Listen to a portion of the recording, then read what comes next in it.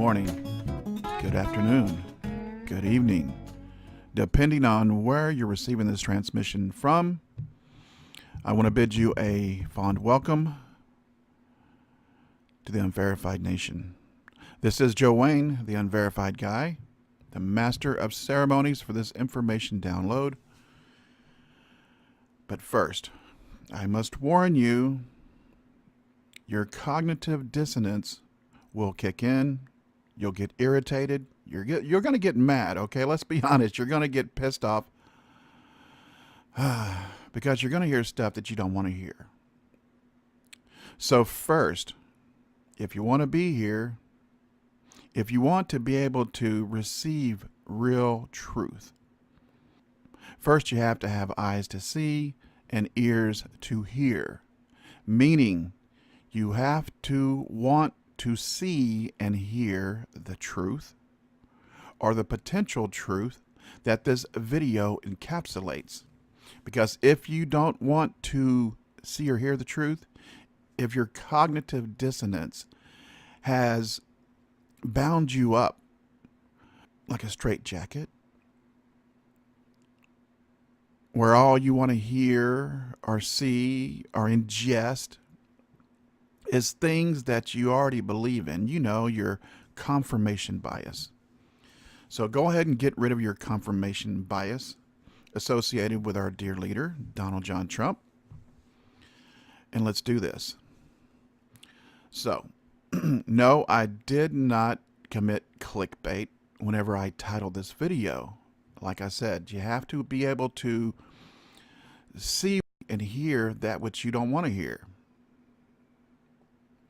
So Donald Trump and his actions, because folks, we know past is prologue, or let's be honest, or let's cut to the chase. The ones of us who actually do have eyes to see and ears to hear and believe that past is prologue. Now, why do I say past is prologue? Past is prologue for these two reasons. Now, you can't believe Alex Jones when he tells you about Trump, and he says it all the time. He says this line that he is contorted to fit his agenda, right? He says about Trump, you'll know a man by his enemies. That's not the saying, folks. The saying, you know it and I know it. The saying is, you'll know a man by the company he keeps. That's first. Second, past is prologue. Past is prologue because the only thing that you can use to decipher or discern if anybody is telling you or potentially telling you the truth or a lie, the only thing you can do to discern that is go off past behavior, because past is prologue, or your past behaviors indicate what your future behaviors will be. It's all about patterns, and people do not change. So knowing this, that past is prologue and that people don't change, and you have to be willing to see and hear the truth before this video starts, let's go ahead again and dig into this.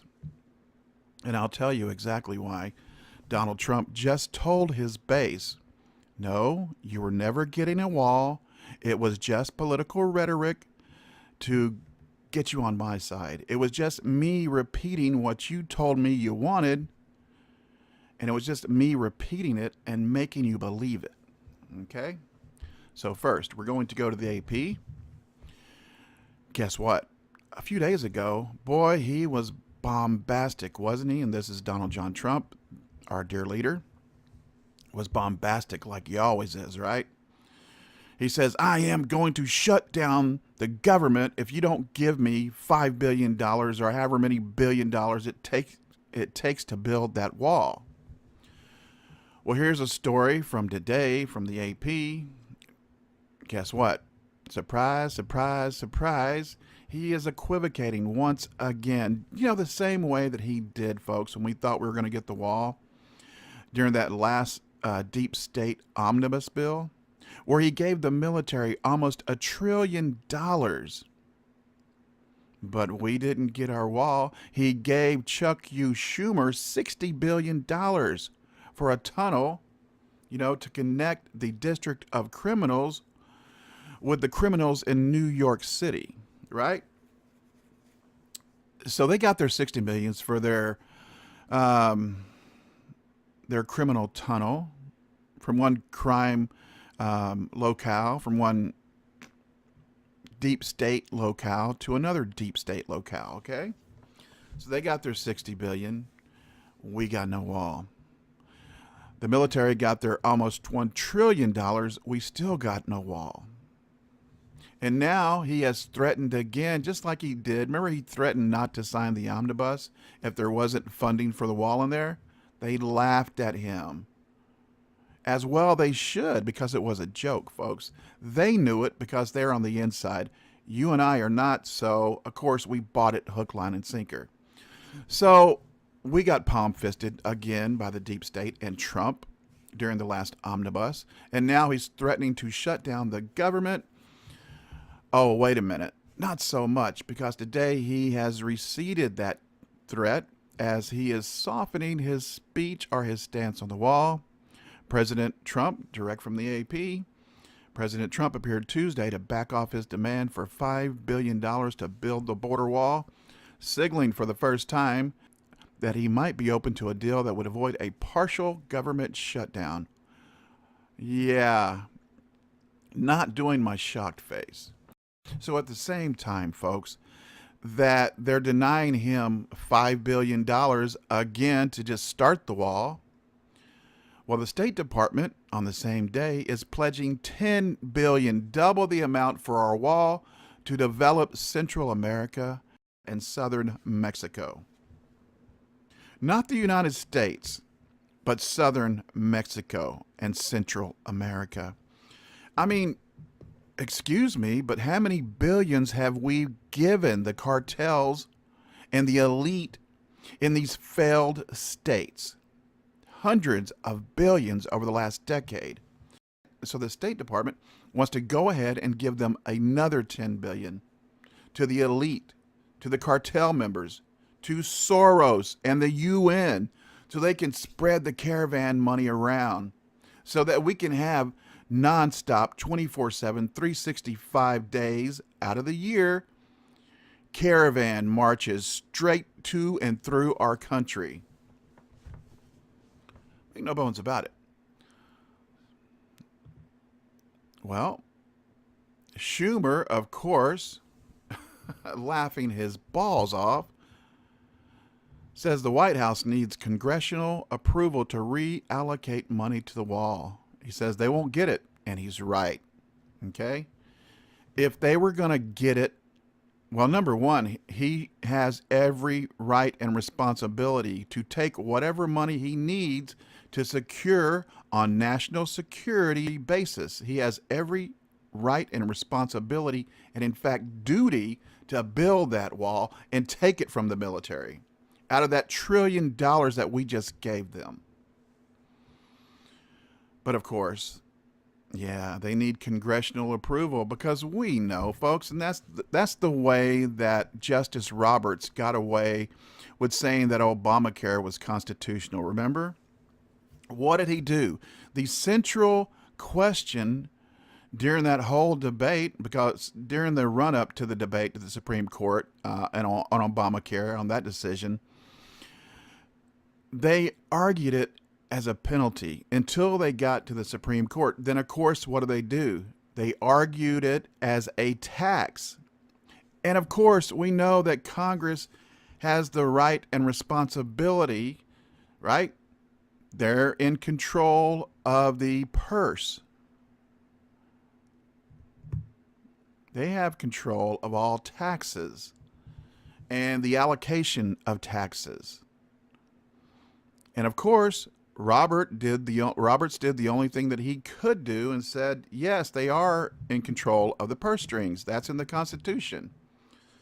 That's all he did, and that's the only question they asked him. So he didn't go against the Constitution. He actually supported the Constitution. Well, that big, beautiful wall, it's not even actually a wall, folks. He's been telling us about this big, beautiful wall for so long. It's not a wall. Look at it. Donald Trump's big, beautiful wall is still slats. Or another word for it is a fence. It's not a wall. It's a fence that can be sawed through, okay? That can be cut through. That can be rammed through. Not a wall. And we really want a wall, folks. We really, really, really want a wall. Even the wealthiest, of us want a wall. Majority of wealthy support hiking their taxes to stop illegal immigration. Or in other words, the majority of wealthy, citizens actually support raising their taxes to build that wall. But we're not going to get a wall. We were never going to get a wall. It was simply political rhetoric, to get votes. Like they always do. They always lie and tell us what we want to hear. And Donald Trump actually made us believe it. He's a good actor. So now he's saying it's too early to tell whether the shutdown will happen. Just yesterday or the day before, folks, he was promising, in the most vitriolic way possible, that he would shut down the government if he didn't get the $5 billion to just start the wall.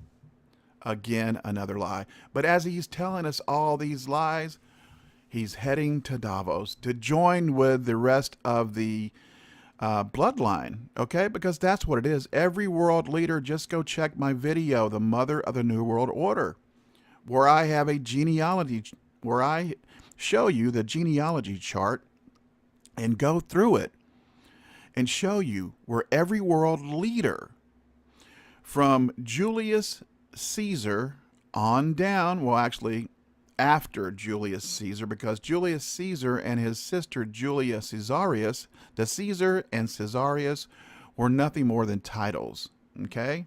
Just like the other Roman rulers of the day, right? Caesar and Caesarius was just a ruling title. So Julius Caesar and his sister, Julia Caesarius, were the mother and the father, the incestuous mother and father of the New World Order. And every single world leader, after they started this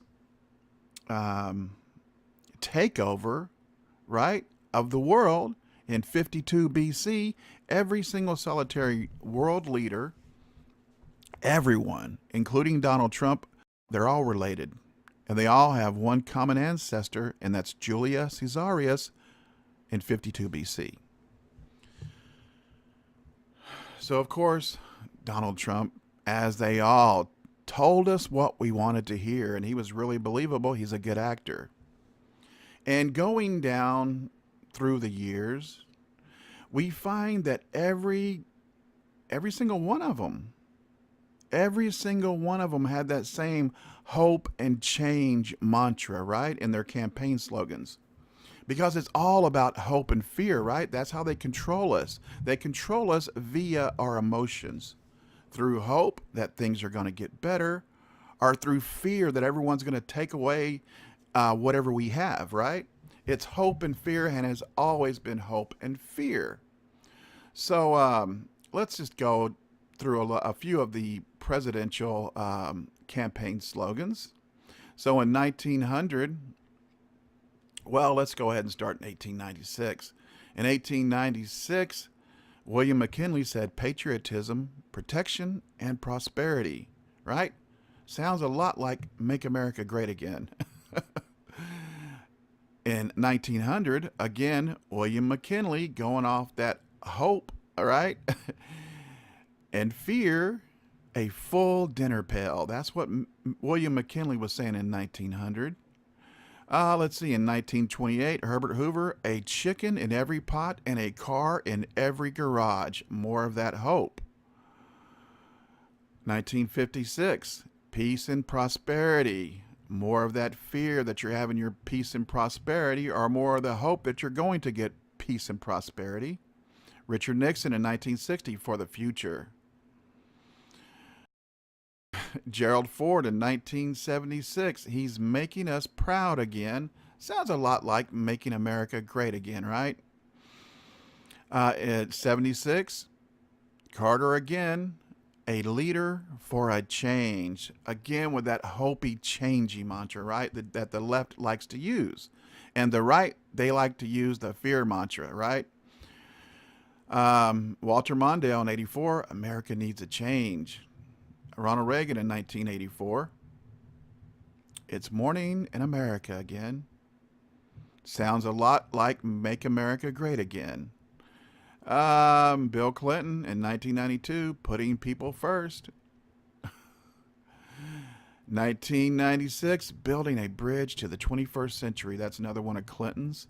Al Gore in 2000, again with the prosperity and progress, our peace and prosperity, more of that hopey, changey crap, right? Again in 2000, prosperity for America's families. That's another one of Al Gore's lies. Let's see here, going down. John Kerry in 2004, let America be America again. Sounds a lot like Make America Great Again, doesn't it?